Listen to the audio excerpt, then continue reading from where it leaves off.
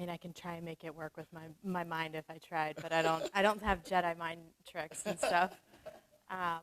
So would like to say before I get started, I got an amazing round of applause, and I think my mother, who actually finished the marathon this year, deserves a round of applause as well.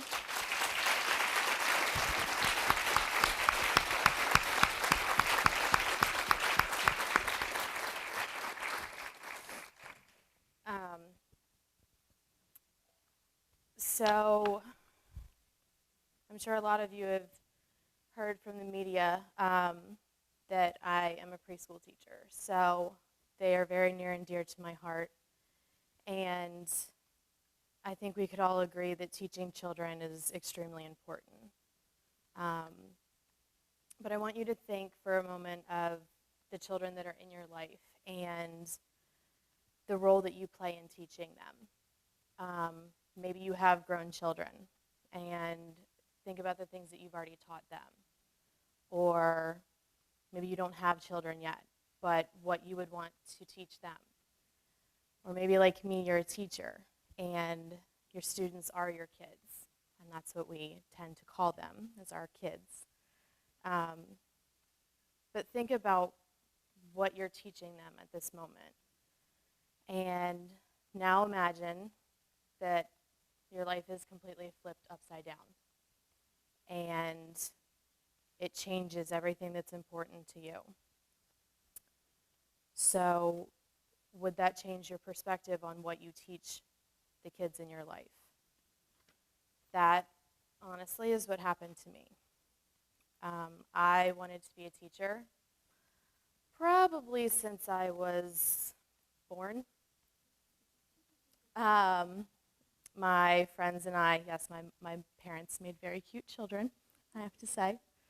My friends and I would always play school, and I was always the teacher. I pretty much took charge, so I think my leadership and bossiness came out at a very early age. And then in high school, I decided that I wanted to work with children and take as many classes as I could that got as much exposure as I could, and I would do anything that I could to make my dream of becoming a teacher a reality. And I started to doubt that dream when I was in college. So I switched my major, and I thought I would do better as an event planner, which I'm okay at, but I think I get a little more stressed out with that than I do kids, which I don't know how many people would agree with that.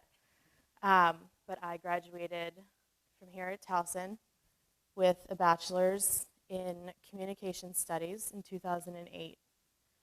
And the next year, I made the decision that I was going to go back to school, get my master's, and finally get my teaching certification. And I was 24, 25 at the time, so I was a little bit later on. And began working at a preschool, and I felt right at home as soon as I walked in the door.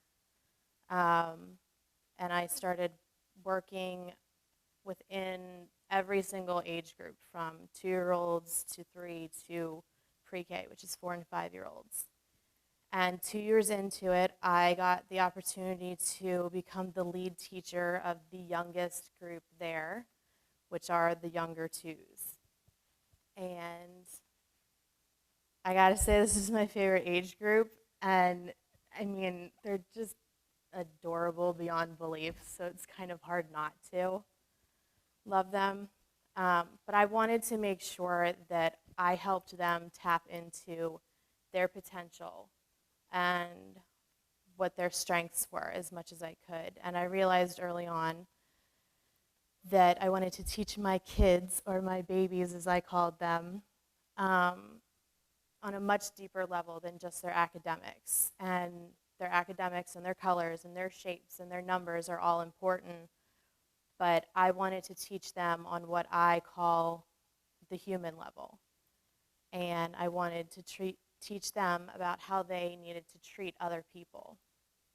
And 2-year-olds are a very special group to teach. You have to teach them with a lot of patience and a lot of, I guess you would call it the fly by the seat of your pants way of doing things. But I always made sure that my kids said, please, thank you, could I please have a turn? And that they were respectful of others. And sometimes it went better than other times with certain students. But then in April of 2013, I gained a new perspective on what I wanted to make sure to teach my students. I never took off work. And I know that a lot of people say that. I would literally not come in unless I couldn't move. And a couple of times my director had to send me home because I was using the wall to hold me up. But I was dedicated to my kids, and that's where I loved being. So I took off April 15th to go to Boston to cheer my mom on, running in her first Boston Marathon that she had spent, probably 2 or 3 years trying to get to. And I ended up having to take off much more than I thought I would, than just the day I had asked off for.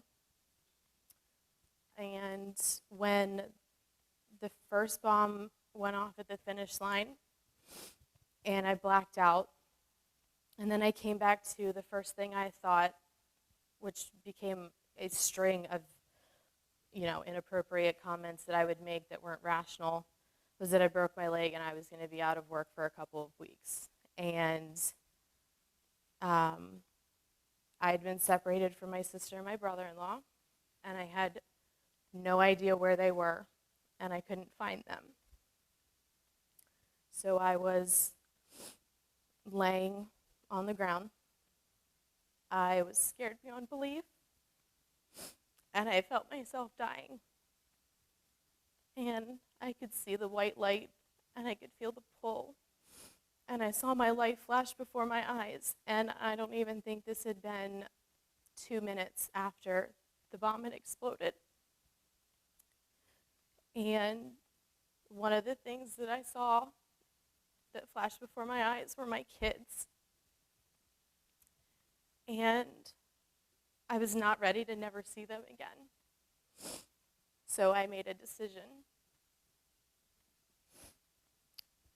And I closed my eyes, and I said in my head to God, I'm not ready to go yet.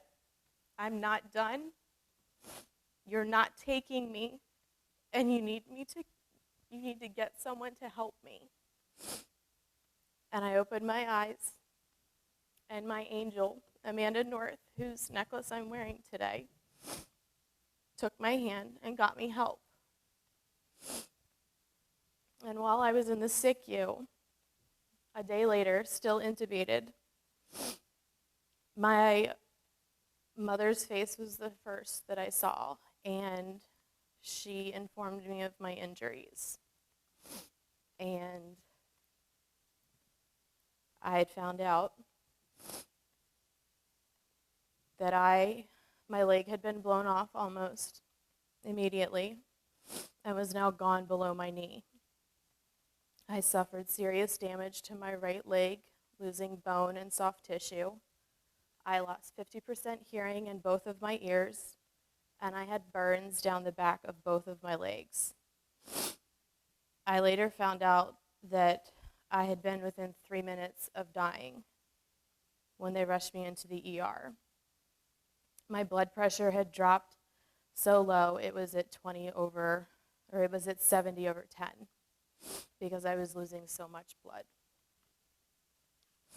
I motioned in the air to write, so my nurse gave me a pen and paper, and I began writing questions I needed the answers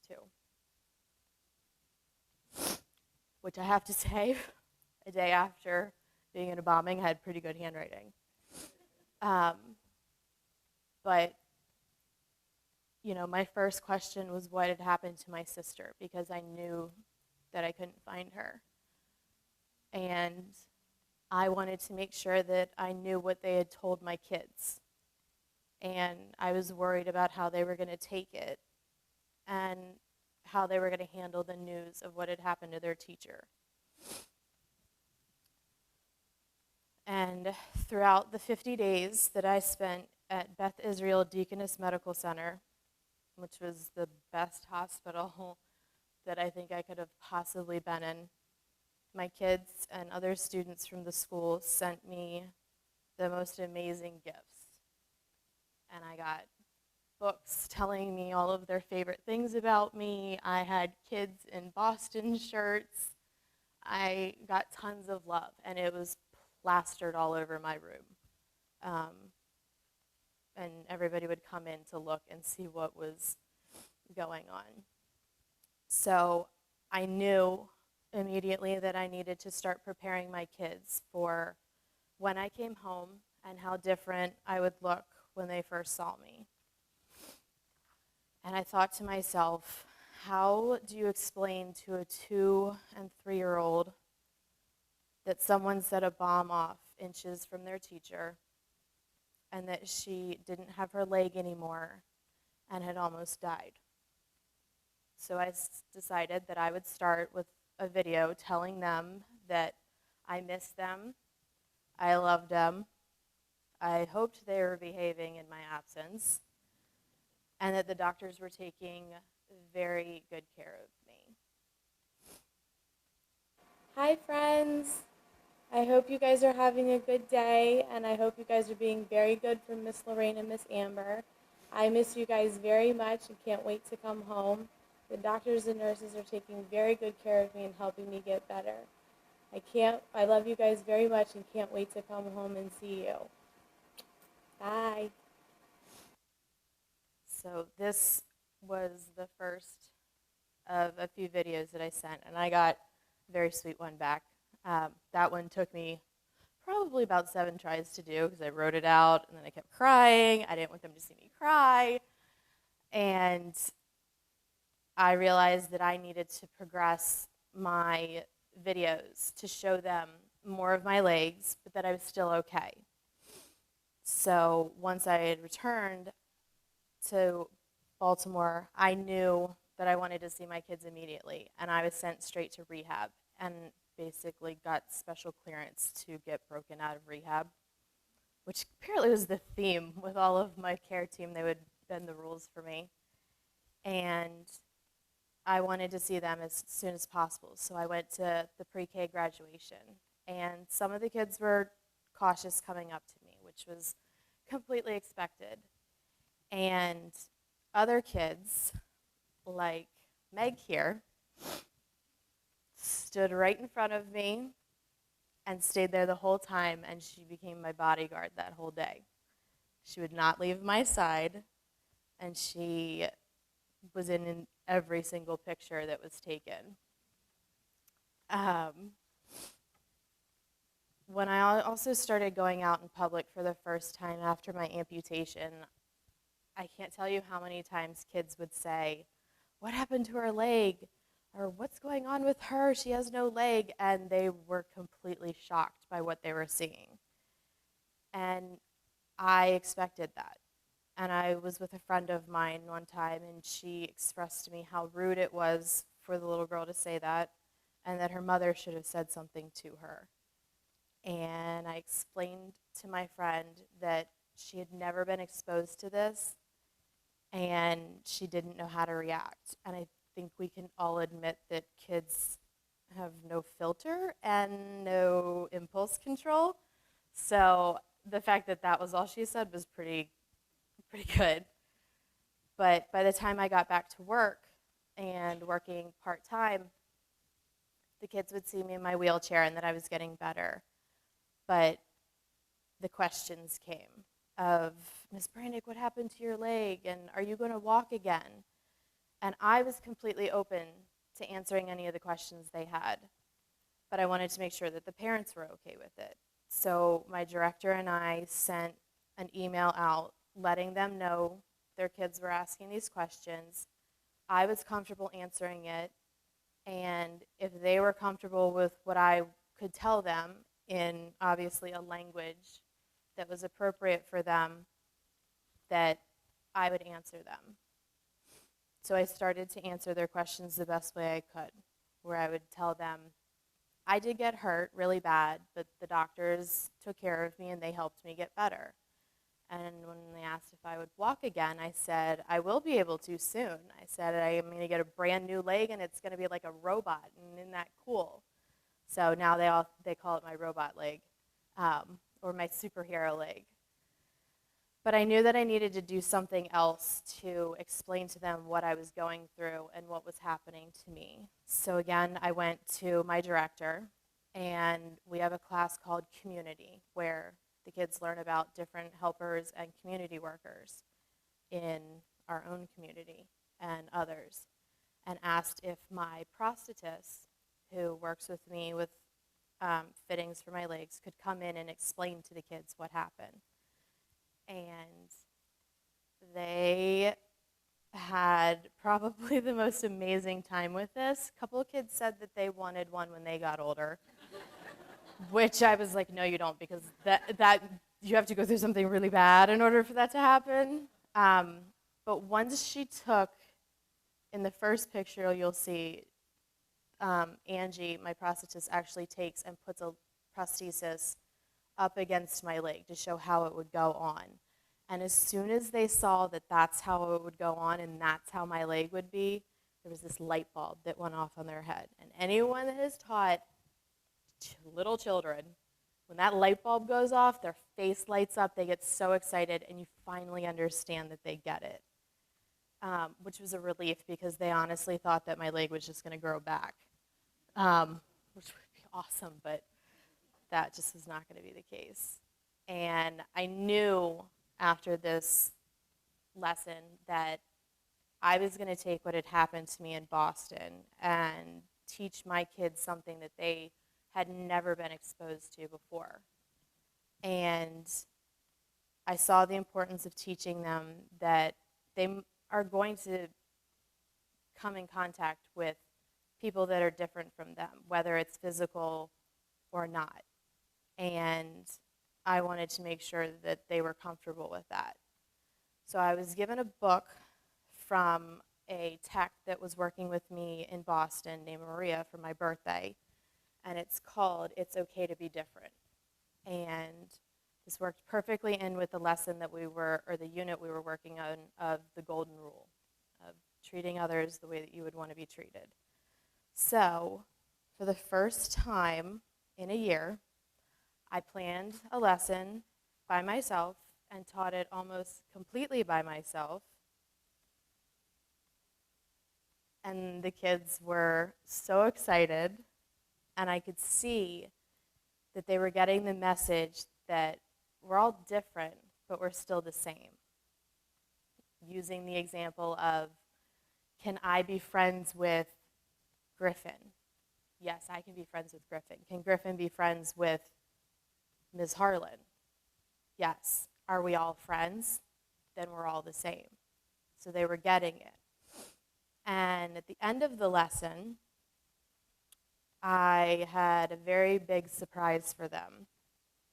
And for the first time, since I taught my last lesson a year before, I got down on the floor with them, and I sat crisscross applesauce. And it was the best feeling to have one of your kids sit in your lap or snuggle right up next to you. There's one of the little boys, you can barely tell, but he's holding my hand. And I have my arm wrapped around him, and just the joy on the kids' faces that I sat down on the floor and sat crisscross applesauce, and they all pulled their legs in real quick to sit just like me. So I was understanding that they were getting that I was going through changes, but I was going back to who I was. And recently, one of my students from last year, CJ, had shown me that what I was seeking to achieve by getting them to be more comfortable talking to and asking about people's differences had been achieved because her mother comes in just about every time she sees me and asks me how I'm doing with my prosthesis. And I showed them that I had gotten a new skin that looks pretty much just like my regular skin. And I can actually show it to you real quick. I'll do it on both sides so we all can see it, or I can just come up real close. So this is my prosthesis versus my regular leg. So they really look almost identical, although I think my prosthesis is a little bit more muscular than my regular leg. So we'll have to work on that. But her mother had asked me at one point if she could touch the skin. And I'm a fairly open and comfortable person, so I said, of course. And I looked at CJ, and I said, do you want to touch it? And she got this big smile on her face. And she said in a really soft voice, yes. And she reached over, and she felt it, and she said, it feels just like skin. And I knew right then and there that CJ wasn't scared. And she didn't see my differences, and all she cared about was that I was the same teacher last year that she fought to comb her knotty hair to make her look very pretty by the time Mom picked up. And her doing that helped other kids to not be afraid. So I want you to think back to what I asked you at the beginning of what role do you play in teaching the children in your life?